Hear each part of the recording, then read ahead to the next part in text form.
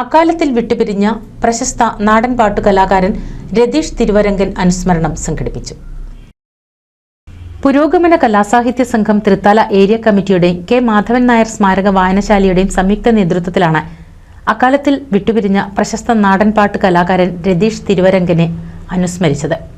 വാവനൂർ മാധവൻ നായർ സ്മാരക വായനശാലയിൽ നടന്ന അനുസ്മരണ സമ്മേളനം പുരോഗമന കലാസാഹിത്യ സംഘം സംസ്ഥാന കമ്മിറ്റി അംഗം പ്രൊഫസർ CP ചിത്ര ഉദ്ഘാടനം ചെയ്തു.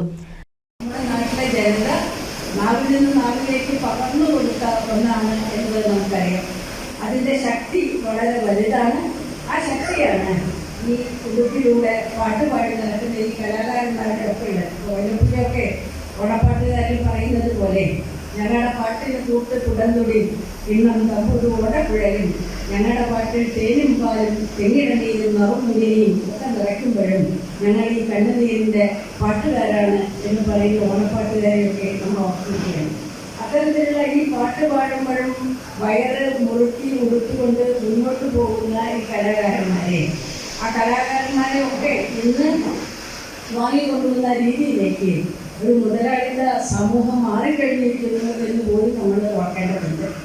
അത്തരം സമയത്താണ് ഈ കലയൊക്കെ വലിയ തരത്തിലുള്ള ഒരു വാണിജ്യ തന്ത്രമാക്കി മാറ്റുകയും നമുക്കറിയാം ഇംഗ്ലീഷ് സാഹിത്യത്തിലൊക്കെ തന്നെ വേർഡ്സ്വർത്തും അതുപോലെ തന്നെ വില്യറ്റും ഒക്കെ ഉണ്ടായിരുന്ന കാലത്ത് എലിജിറിട്ടൻ എന്നെ കണ്ട് ചർച്ചയാട് പോലെയുള്ള പുസ്തകമൊക്കെ എഴുതിയിട്ടില്ല, ഒന്നിച്ചെഴുതിയിട്ടില്ല. Pukasa area secretary K Janardhanan അധ്യക്ഷനായി.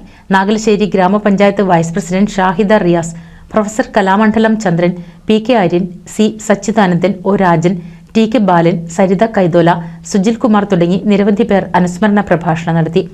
വാവന്നൂർ വായനശാല സെക്രട്ടറി C മണികണ്ഠൻ സ്വാഗതവും K ഇന്ദിര നന്ദിയും പറഞ്ഞു. NCV news Thrithala.